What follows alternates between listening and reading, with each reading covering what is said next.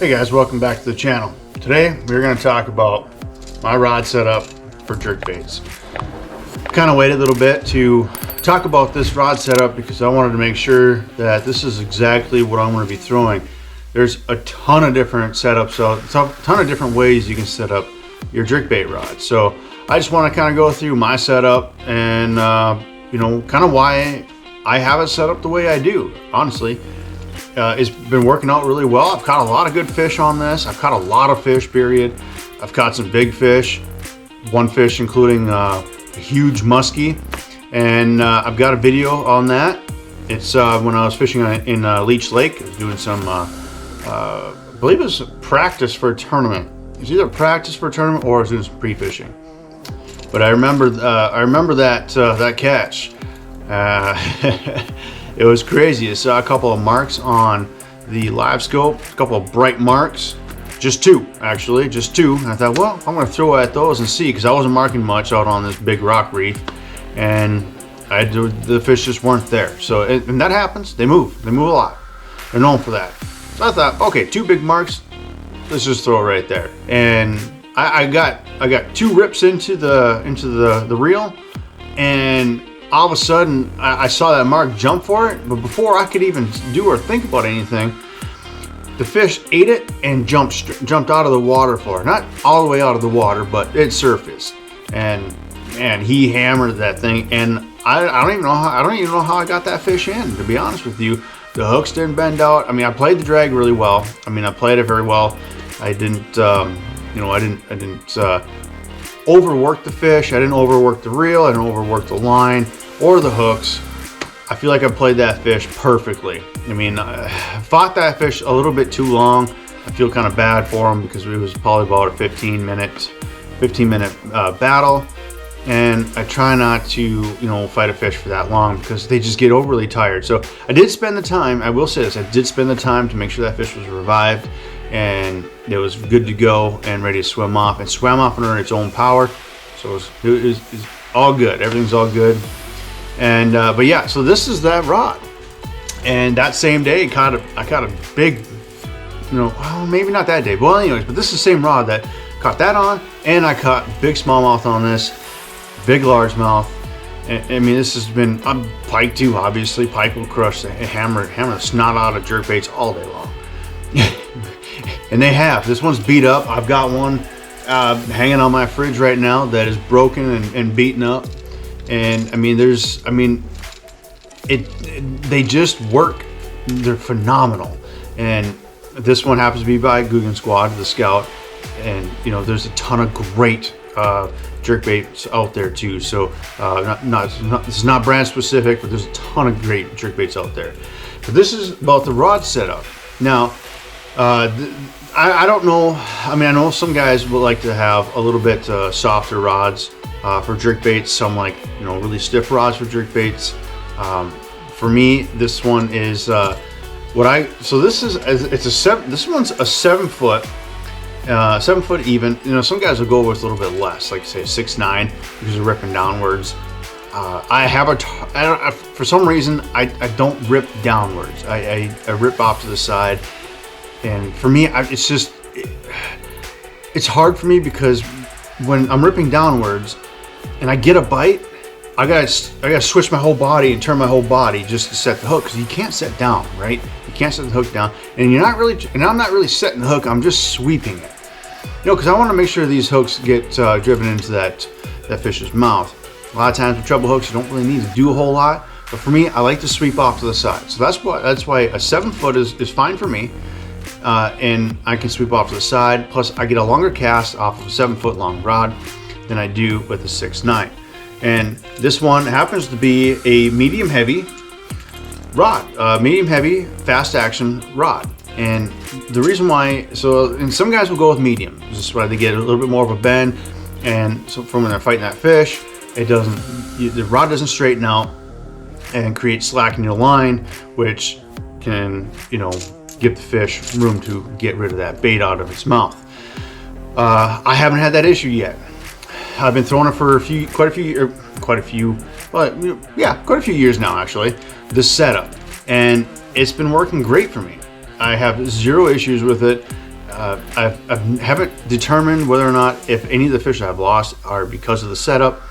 So far I've determined that it's because of me. But this setup's been really good. And this is a rod that I built. I don't build rods anymore, but I feel like, you know, anything, every rod manufacturer builds rods a little bit differently. So this rod, even though, you know, you might buy a 7-foot medium heavy fast action rod, but it might be different than this one. Just because of rod blanks, the rod blanks are made a little bit differently. They might bend a little bit different part of the blank. So you might need to play out a couple different, you know, rods to find the right one that's best for you. This one worked out great. So I'll probably, you know, when I get a new rod, so things are changing in the future. I'm not going to give out anything yet, but things are changing in the future. And we're gonna, I'm hoping to nail down some kind of a, you know, field staff position with a rod company. Nothing big time, but you know, it's just something to get going, just something to start. So you'll be seeing a lot more of that other rod brand. But we'll get to that point when that happens. But right now, this is a rod that I had built, and this, you know, this 7-foot medium heavy fast action rod has been phenomenal for me. Now I do use this style of rod for other things as well, so it is versatile, and I will throw other crankbaits on this rod if I need to. So it's kind of a backup rod for that as well. The reel is, for me, this is a Quantum Smoke reel.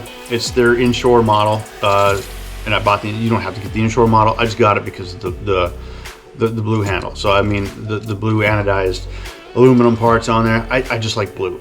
This is a 7.3 to 1 reel, so it's a little bit faster, but that way when a fish comes up and hammers the bait and they're swimming at me, I can catch up to that bait.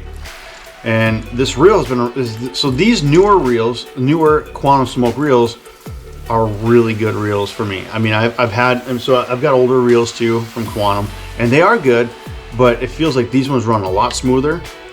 You can still backlash just like every other reel, so it's not like it's an easy no backlash reel, but it's been a really good reel. The drag, the drag works phenomenal as well. As you can tell from when I was fighting that muskie, and from a lot of other fish too, like walleye. Caught a lot of walleye on this jerkbait rod setup as well, and the smallmouth, they pull drag too. So this reel has been outstanding for me, and I have no complaints. But what I really do like, you know, it's you know, other than brand specific, so brand specific aside, I like a smooth drag. I like the fact that the reel is 7.3 to 1. That is great. Those two things are the number one things I'm looking for. The other thing, so the next thing is the line. You know, with the reel, I mean, really, I'm sorry, jumping back to the reel, it's pretty simple. You want to make sure it's the reel that's going to help, that you're going to throw a jerkbait with, you know, on very nice, or very easier, I should say. Something that you can set up to custom, you know, like with the tension knobs, because you are going to be throwing into the wind sometimes, and that's very difficult to do. And a good reel that fits your style of fishing is going to help you backlash less. And then plus, you know, setting your tension knobs and all that stuff too. But I like to focus on the drag, and I like to make sure it's a higher speed reel, 7.3 to 1. I don't know if I would do an 8 to 1, 8 point, you know, that high. I feel like a 7.3 to 1 is a good medium. So next we're gonna go about the line.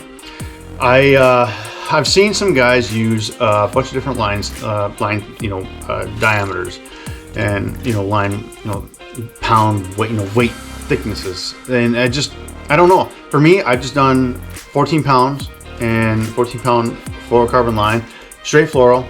I did try the braid deleter, and I just felt like you can cast a little bit easier with a braid deleter, and then using, like, say, a double uni knot, or you know, sometimes a double uni knot will hang up in your guides as it's going out.